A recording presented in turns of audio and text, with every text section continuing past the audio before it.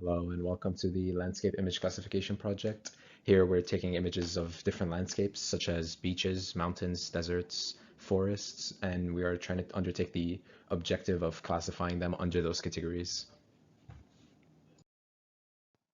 For our project, we downloaded our dataset from Kaggle, and this included 4,000 images of mountains, forests, deserts, oceans, beaches, and Japan. And all of this data was unlabeled, which led us toward investigating using unsupervised learning models to help classify and cluster these images in such a way that we could then predict the environment in a way that a label would normally do. So some of the algorithms that we explored in our project include exclusive or hard clustering, overlapping, hierarchical, and probabilistic methods such as GMM.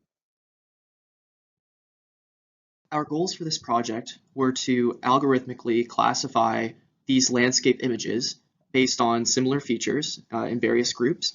And once we have these assignments, assuming that they are useful and actually been grouped properly, we would use those labels to then either train a supervised model or do some type of other further analysis.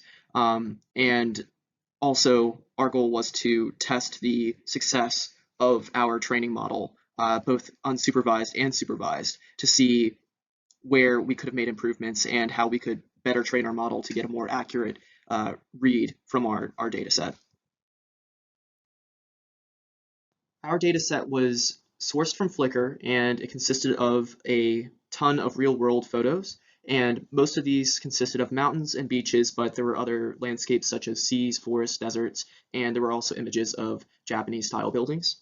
For this data set, we decided to resize the images to be consistent, and we did this by making sure we removed non-standardized photos that were 3 standard deviations away from the mean. And we also augmented the data with both colorized and black and white versions of the same photo so that we were essentially doubling our data set. Because our dataset came unlabeled, our first step in analyzing the images was to investigate unsupervised image classification methods. Without the help of ground truth values to aid feature identification, clustering-based methods often rely on Euclidean distance to determine similarity between images. In our dataset, we used principal component analysis with a 90% retained variance to reduce the dimensionality of our images while maintaining the features that provided maximal separation between different samples. Our images were filtered using Sobel and Bard filters, which emphasize the edges of the images and also reduces our dependency on color as a primary means of clustering. Our clustering methods were k-means, Gaussian mixture model, and dbScan, each having their own advantages and disadvantages. These methods will be evaluated using the silhouette coefficient, the Kolinsky-Harabaugh score, and the David-Bodine index. As mentioned before, each of the clustering methods we evaluated had their own advantages and disadvantages. While k-means was easy to implement and fast to run, it was limited in that it could only capture clusters where points fell at an equidistant radius to a cluster centroid. While dbScan was much more capable in determining arbitrary shapes, its many parameters seemed too finicky to be able to accurately get the number of clusters that we knew was represented in the dataset. The Gaussian mixture model seemed to be a good balance of these two, where it could account for arbitrary shapes in the clusters, but it also could control the number of clusters we received in order to clearly represent the dataset. This slide shows a demonstration of the results we received through k-means clustering.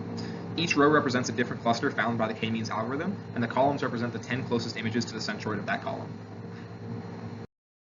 Saw on the previous slide, unsupervised techniques have inherent limitations.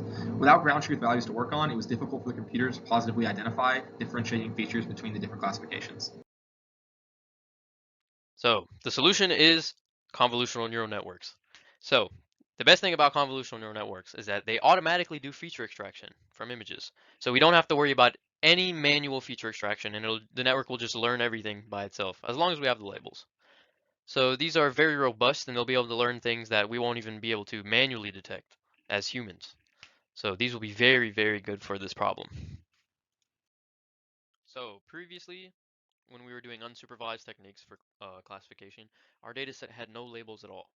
So to try and use supervised techniques, we would need labels. So in this effort, we wrote a program called Label Assistant, which will show images and let us click the buttons at the bottom here to kind of label it. So using this, we were able to easily crank out 2,000 labels. So now that we have labels, we can move on to the convolutional neural network implementation. So these first few layers here are just image preprocessing in the TensorFlow sort of style. They're included in the network in this architecture, followed by 3 convolutional blocks which have 32, 64, and 128 filters each. After this, they go into a flattening layer where it becomes a vector, and then this vector is fed into 2 densely connected layers with 256 neurons each. The activation function at the end is softmax. This gives a probability output at the very end, which is useful for whenever an image is uncertain. At least it will provide like a soft classification, which can then be reviewed by the user.